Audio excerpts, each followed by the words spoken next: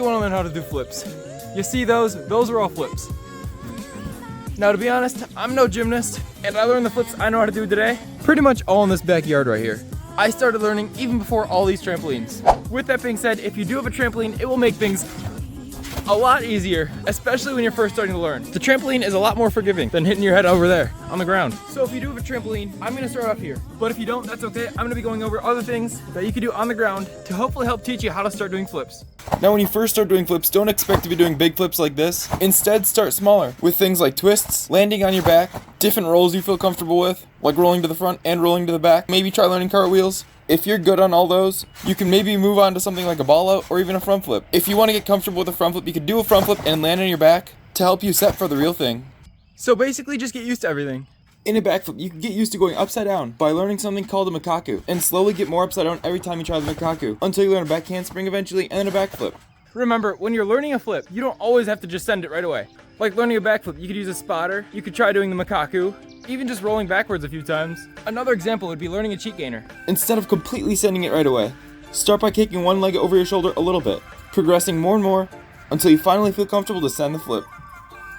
Did you really think you had to send that full flip right away? And another thing is, you could learn flips with flips you already know how to do. For example, a corkscrew is almost like combining a full and a cheat gainer together. So if you know how to do both of them first, it'll probably help you out. If you're new to doing flips, try to look up a tutorial for pretty much any flip you're learning to do. It'll usually have a step-by-step guide on what you could do to prepare and even send the flip eventually. Also, don't forget to learn setups. Setups like the round off, the step back, and even the J-step.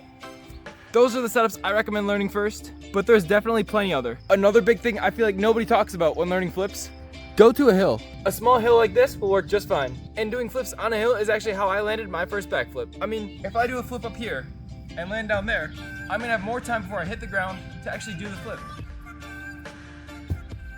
Let's just say, I think that the flip is a lot easier going down a hill. point is, try to learn a flip on a hill if you can, preferably a smaller hill. Because speaking from experience, if you land and you're too far back, or even in the wrong position, you'll start rolling down the hill backwards, or running down it backwards. Just don't find out for yourself. Now this tip might be a bit different, but take your shoes off. Especially if you have heavier shoes, or shoes that'll come off. I don't know, something about doing flips with shoes on Feels so much harder and less satisfying to do than with shoes off. Just make sure to watch where you step, especially if you let the dog out in the backyard, and also learn in the backyard. If you're trying something a bit risky, getting a mat is definitely something that could save you from an injury. And I'm speaking from experience. Yeah, I decided to do a double backflip off a tree when I was not ready for it. I had that mat on the ground, and I landed right on my neck. And I know that mat's not thick, but the ground below me and that mat was probably a lot harder. And don't let it go to waste. Ew. But trust me, getting a mat is something that can work wonders.